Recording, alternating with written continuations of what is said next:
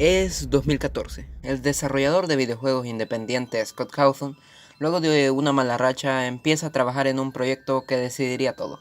Si funcionaba, bien, pero si fracasaba, tendría que retirarse definitivamente. Este proyecto estaba inspirado en una de las quejas que habían recibido sus anteriores juegos, esto siendo que los personajes se movían de forma muy robótica, como si fueran una especie de animatrónicos. You may notice the dead, terrifying, soulless eyes of the background characters. That's a signature of Chip and whatever the fuck it was called, Chipper and Sons. Look at them, they're just... Con esta idea, Scott pensó en hacer una especie de juego de terror con antagonistas animatrónicos, en el que, a diferencia de los juegos de terror de la época como Slender, no podías moverte ni huir, solo protegerte con 2 puertas y una cámara de vigilancia. Y después de terminar el desarrollo de este, Scott lanzó finalmente el juego, pero sinceramente, no creo que para nada se haya esperado lo que al final pasó.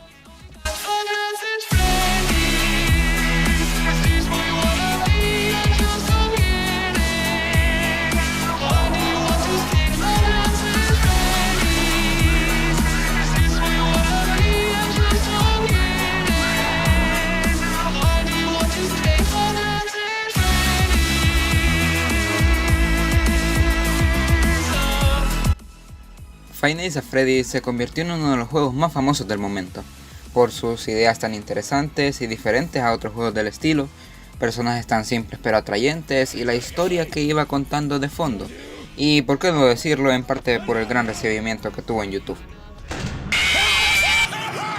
De hecho, le fue tan bien que en cuestión de meses Scott lanzó la secuela, Five Nights at Freddy's 2. Esta siendo, en opinión de la mayoría de personas, la mejor de todas, añadiendo personajes, contenido, usando la jugabilidad del primero como base para una forma de jugar diferente y además profundizando en la historia, lo cual causó aún más interés en el público por el suspenso e intriga que causaba el intentar comprender la historia que trataba este juego. Quiero decir, este era el punto más alto de popularidad que tuvo el juego y realmente era muy grande el apoyo que tenía por parte de los fans, creando teorías, fanarts, música, animaciones... Bueno, esta no, ok, esta no. E incluso fangames, de hecho yo mismo quería hacer uno viendo tutoriales en YouTube y publicarlo en una página llamada Gameblog, que estaba literalmente infestada de este tipo de juegos, que algunos incluso llegaban al nivel del original. Ahora que lo pienso, ¿qué será de esa página? Literalmente hicieron una categoría llamada Five Nights at Freddy's.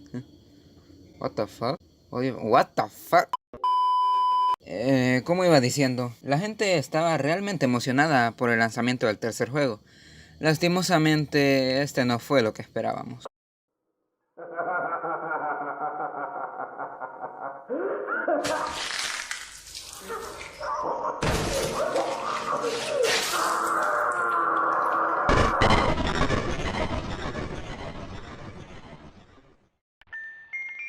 Scott tenía una mala costumbre con sus juegos.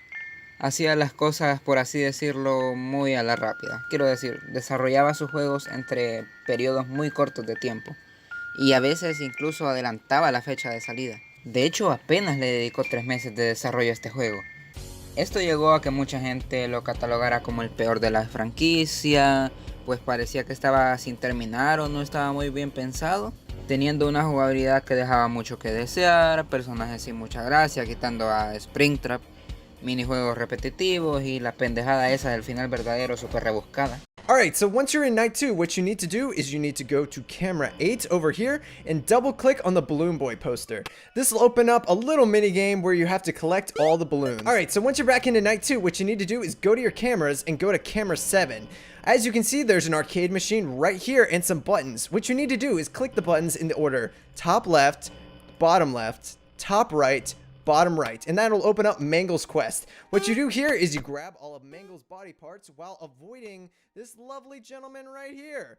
If he touches you, you die, and the minigame has to start. Y además de todo, este juego tenía los peores jumpscares de la franquicia, que muchas veces ni siquiera causaban un pequeño susto, lo cual reducía en gran medida la esencia del suspenso y terror de los anteriores juegos. Más aún sabiendo que solo uno de ellos te mata realmente.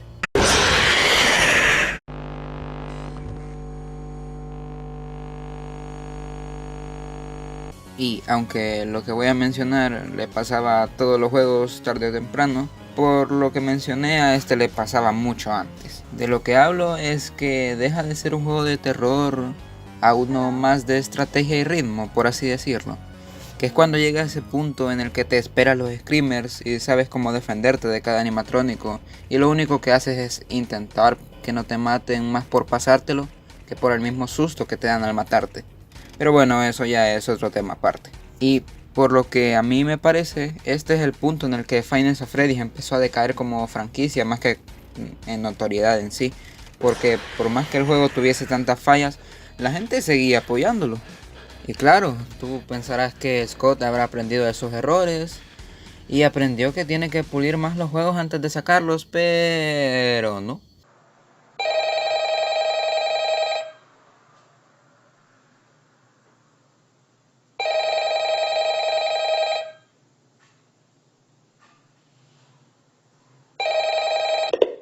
Five Nights at Freddy's 4 fue anunciado para el 31 de octubre de 2015 y Scott decidió sacarlo el 23 de julio.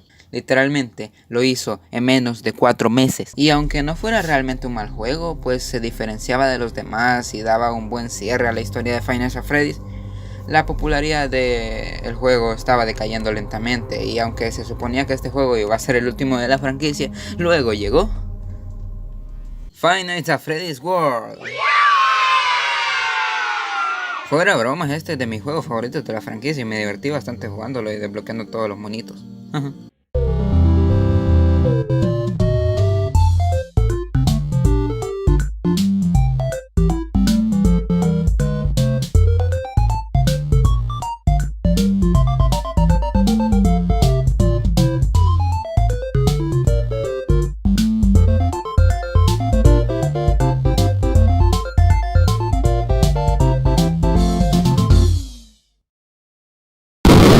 Creo que este juego fue más que nada un experimento de Scott, porque por primera vez hizo un juego de esta franquicia más basado en la historia que otra cosa, tanto en el juego en sí como en los minijuegos, teniendo hasta un animatrónico que te ayudaba y contrató actores de voz y todo eso. Además no le puso Five Nights at Freddy's 5, eso te lo dice todo. E hizo que la jugabilidad no fuera estática entre comillas como en los otros juegos, ya que en este había fases donde hacías cosas diferentes, como intentar no hacer ruido mientras te mueves para que no te atrapen, reparar a Funtime Freddy, etcétera, etcétera. Aún así no deja de ser un puto point and click, por más que en teoría te muevas por el establecimiento y eso. Y luego salió el juego ese de Pizzeria Simulator, que estaba algo entretenido e intentaba hacer muchas cosas a la vez, por lo menos era gratis.